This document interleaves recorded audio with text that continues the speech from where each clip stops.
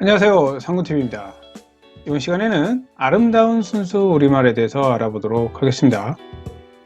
일상생활에서 한자어, 외래어, 줄임말 등을 많이 사용하는데요. 그것보다는 아름다운 순수 우리말을 사용해 보는 것이 어떨런지요. 구독과 좋아요 부탁드립니다. 잠시 후에 시작하겠습니다. 아름다운 순수 우리말 바로 가보도록 하죠. 가댁질이라는 말이 있고요. 개순물이라는 말이 있어요. 가댁질은 아이들이 서로 피하고 자꾸 하며 노는 장난을 의미합니다. 규칙이 없어 자꾸 피하는 아이들의 단순한 놀이 형태인데요.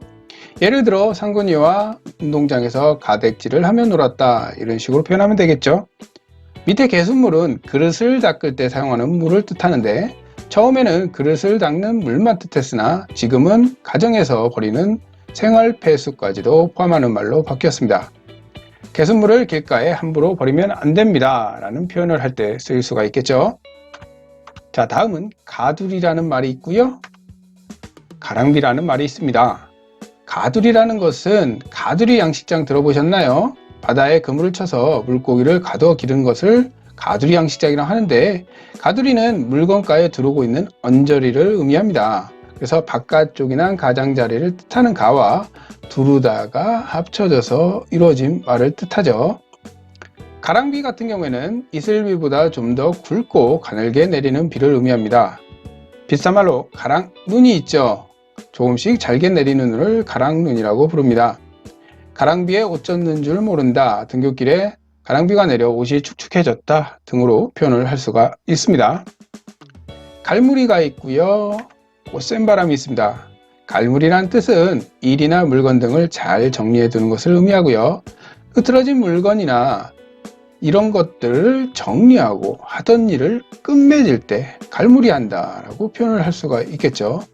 지금은 새로운 것을 찾기보다 모든 정보를 갈무리하는 것이 중요하다, 이럴 때 쓰일 수가 있습니다. 꽃샘 바람이란 말은 이른 봄에 꽃이 필 무렵에 부는 찬바람을 말합니다. 꽃이 피는 것을 시샘하는 바람이라고 하죠. 비슷한 말로는 소소리 바람. 자, 이른 봄에 부는 차고 매서운 바람을 뜻하죠. 소소리 바람. 자, 봄이 오는 것을 시기라도 하듯 꽃샘 바람이 붑니다 라고 표현을 할 수가 있습니다. 나들목, 이것도 많이 쓰이는 말이죠. 동아리. 자, 이것도 대학 시절 동아리라는 말을 들어보셨을 겁니다. 자, 나들목은 드나들 때 거치게 되는 길목을 뜻하고요. 고속도로에서 차들이 나가고 들어오는 인터체인지를 말합니다. 57분 교통정보입니다. 나들목 부근의 교통정체로 차들이 거북이 걸음을 하고 있습니다. 한 번쯤 들어보셨나 모르겠습니다. 자, 동아리라는 말은요, 동아리는 같은 뜻을 가지고 모여서 한 패를 이룬 무리라는 뜻입니다. 그래서 대학교에서 연극 동아리에 들어가서 무대에 서고 싶다, 뭐 이런 식으로 표현을 할 수가 있겠죠. 자, 둔치라는 말이 있고요. 목고지라는 말이 있습니다. 둔치는 강이나 호수 등 물가의 가장자리 또는 물가의 언덕을 의미합니다. 한강고수부지는요, 한자어입니다. 그래서 한강둔치라고 표현을 해야지 순 우리말의 표현이 되겠습니다. 한강둔치에 멋진 수영장이 만들어졌습니다 라고 표현을 할 수가 있겠죠. 목고지 같은 경우에는 놀이나 잔치에 여러 사람이 모이는 일을 뜻합니다.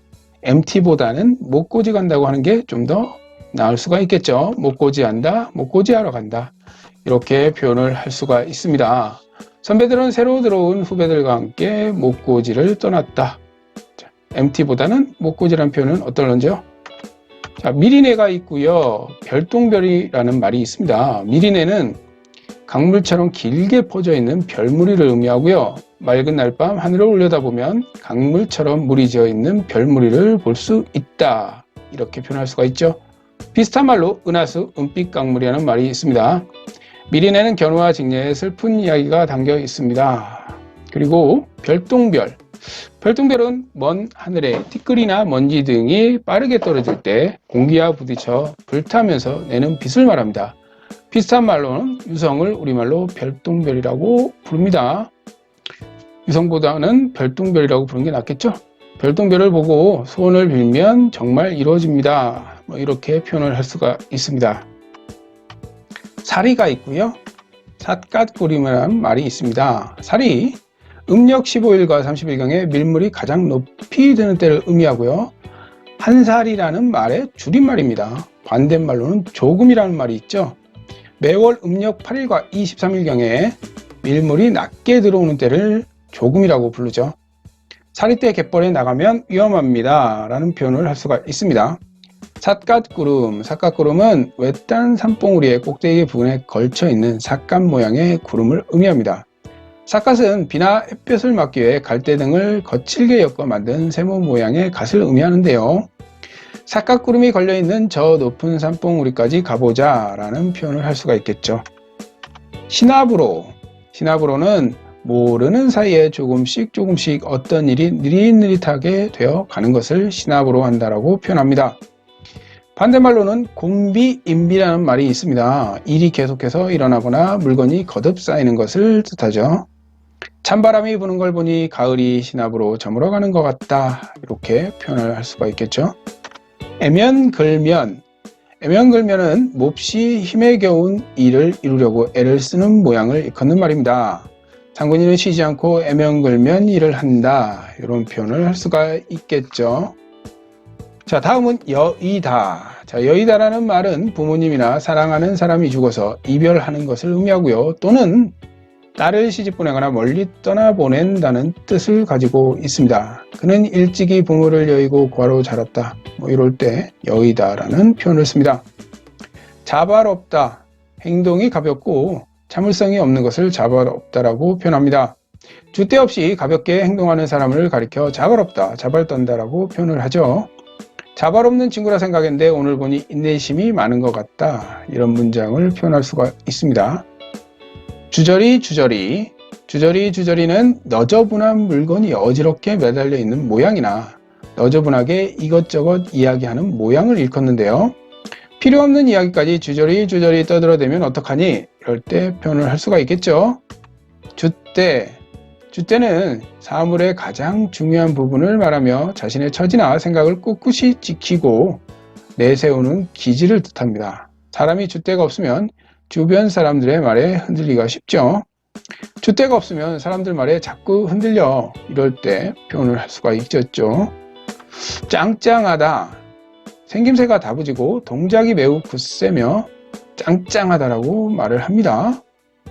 또 얼음이나 대나무처럼 단단하여 갈라지기 쉬운 물건을 가리키는 말로도 쓰입니다. 체력이 짱짱하다, 목소리가 짱짱하다 이렇게 표현할 수 있겠죠. 나는 운동선수처럼 짱짱한 체력을 가지고 있습니다. 이렇게도 표현할 수가 있겠네요. 차림표. 자, 우리가 식당에 갔을 때 메뉴판이라고 많이 하는데 그것보다는 순수 우리말인 차림표라는 말을 쓰는 게 좋습니다. 차림표는 식당이나 가게에서 파는 음식의 종류와 가격을 적은 표를 뜻하고요.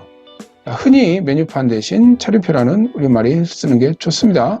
차림표에 있는 음식들이 맛있어 보인다. 이런 식으로 표현할 수 있겠죠. 한이바람은 서쪽에서 불어오는 바람을 뜻합니다. 가을에 서쪽에서 불어오는 서늘하고 건조한 바람을 뜻하죠. 자, 그에 반해 동풍은 새바람, 남풍은 마파람, 북풍은 막새바람이라고 부르죠. 자, 마파람 같은 경우에는 여름에 남쪽에서 부는 물기를 많이 머금은 바람을 뜻합니다. 활개. 자, 활개는 사람의 활짝 편 두 팔과 다리, 새의 활짝 편 두 날개를 의미하는데요. 활개친다는 힘차게 두 팔을 앞뒤로 흔들며 걷는 모습이나 의기양양하게 행동하는 것을 의미합니다. 자, 합격 소식을 듣고 기쁜 마음에 활개를 저으며 걸었다. 이런 식으로 표현할 수가 있겠네요. 자, 아름다운 순수 말을 자주 사용해서 익히는 것이 보다 본인을 좀 더 돋보이게 하는 내용이 아닐런지 생각을 하게 됩니다. 지금까지 상군TV였습니다.